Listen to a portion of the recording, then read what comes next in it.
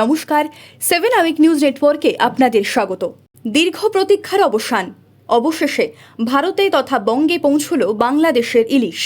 সূত্রে খবর, আজ থেকেই এ রাজ্যের বিভিন্ন পাইকারি বাজারে বিকতে শুরু করেছে মাছে ভাতে বাঙালির অন্যতম পছন্দের এই মাছ।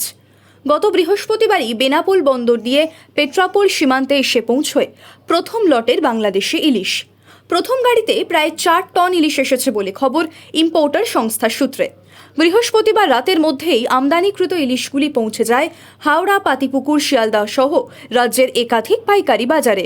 আর খুচরো বাজারে সেগুলি বিক্রির উদ্দেশ্যে আজ থেকেই পাইকারি বাজারে ভিড় জমাতে শুরু করেছেন খুচরো মাছ বিক্রেতারা। অন্যান্য পাইকারি বাজারের মতো এদিন হাওড়ার এক পাইকারি বাজারের চিত্রটাও ছিল একই রকম। তবে পুজোর মুখে বঙ্গে ইলিশ এলেও বাঁধ সাজছে তার চড়া দাম, তাই সাধারণের রসনা তৃপ্তি কি আদৌ ঘটাতে পারবে পদ্মার রূপলি শস্য?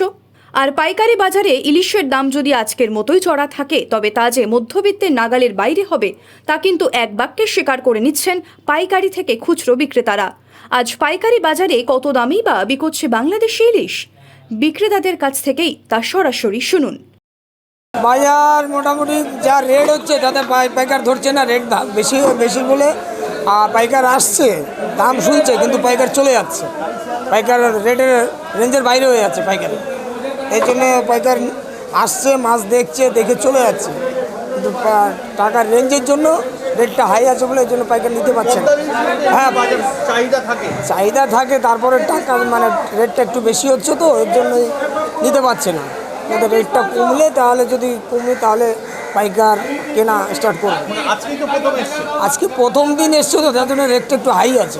দাম কি একটু কম হলে ভালো হতো? একটু কম হলে তো ভালো হতো।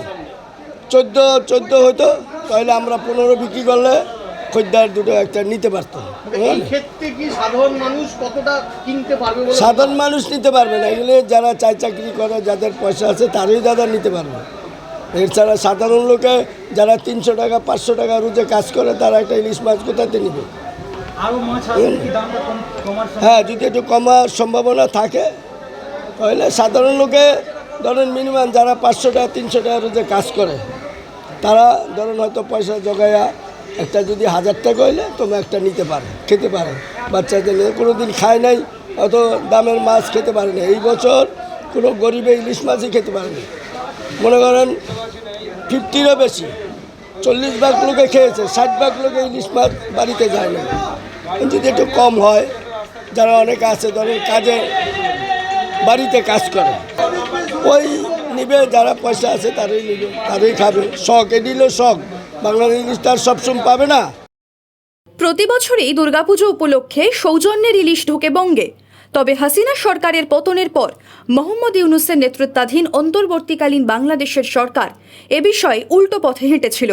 দীর্ঘ অনিশ্চয়তার পর পুজোর মুখে যে ওপার বাংলার ইলিশ এসে পৌঁছেছে, সে কারণে খানিক স্বস্তিতে ফিশ ইম্পোর্টার্স অ্যাসোসিয়েশনের সম্পাদক সৈয়দ আনোয়ার মাকসুদ। সেই সঙ্গে পরের সপ্তাহ থেকে ইলিশের দাম খানিক কমার আশাও করছেন তিনি। অবশেষে বাংলাদেশের ইলিশ এলো কত মাছ এসেছে? গতকালকে প্রায় 45 থেকে 50 মাছ ঢুকেছে।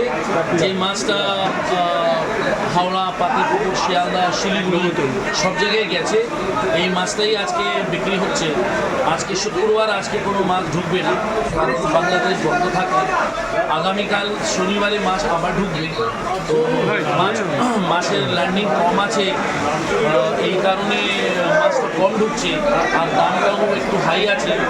তো দেখা যাক কি হয়, সামনে আরও বেশি করে মাছ ঢুকবে, আশা করি আরও বেশি হবে। আমাদের তো কোনো ফিক্স রেট নেই, আমরা তো অপশনে বিক্রি করছি মাছ।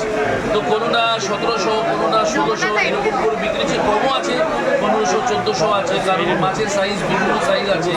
800 গ্রাম থেকে নিয়ে 1 কেজি মাছ আছে।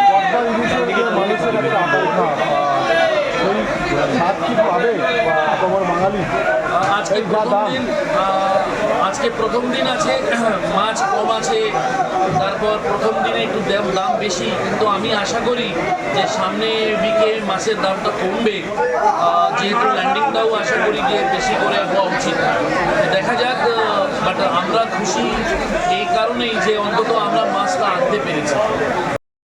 মাছে ভাতে বাঙালির মুখে হাসি ফুটিয়ে পদ্মার ইলিশ এসে পৌঁছলো ঠিকই, তবে সাধারণের পাতে কি পড়বে রূপলি শস্য? প্রশ্ন কিন্তু থেকেই যাচ্ছে। পেট্রাপোল থেকে শান্তনু বিশ্বাস ও হাওড়া থেকে রাজু ছাড় রিপোর্ট 7 আওয়ার নিউজ নেটওয়ার্ক। আরও বিভিন্ন খবরের আপডেট জানতে হলে 7 আওয়ার নিউজ চ্যানেলটিকে সাবস্ক্রাইব করতে ভুলবেন না, কারণ আপনাদের একটা সাবস্ক্রিপশন আমাদের কাছে অত্যন্ত মূল্যবান। এবং সেই সঙ্গে আমাদের হোয়াটসঅ্যাপ চ্যানেলটি ফলো করে অবশ্যই পাশে থাকবেন। জয় হিন্দ।